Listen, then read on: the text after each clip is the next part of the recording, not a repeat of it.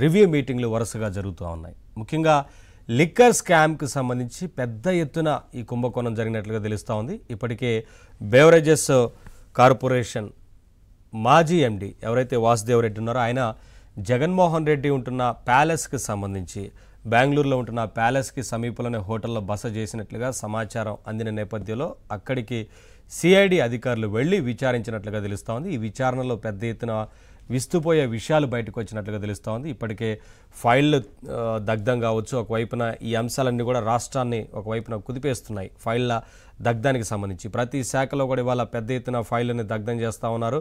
ఎవరు ఆ అధికారులకు సహకరిస్తున్నారు అనే విషయాలపైన కూడా కూటమి ప్రభుత్వం దృష్టి పెట్టింది.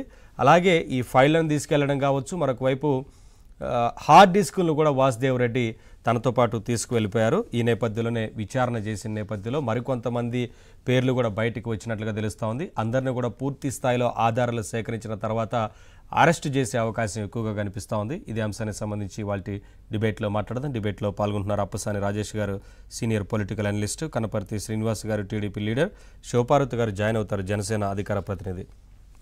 అందరికీ నమస్కారం అండి, వెల్కమ్. ముందుగా సార్ రాజేష్ గారు, అంటే ఒక్కొక్క శాఖ కావచ్చు ఈ కార్పొరేషన్ల పేరుతో ఏర్పాటు చేసిన పెద్ద ఎత్తున అవినీతి జరిగింది, అవన్నీ కూడా బయటకు వస్తున్నాయి ఒక్కొక్కటిగా. ఇంకా విచారణ పూర్తి స్థాయిలో జరిగితే ఎంతమంది ఉన్నారనేది తెలిసే అవకాశం ఉంటుంది.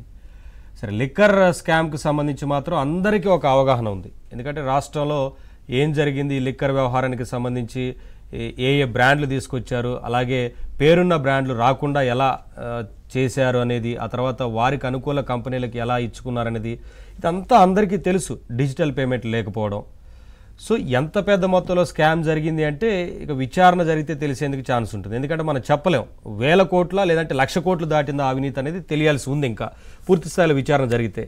ఈలోగానే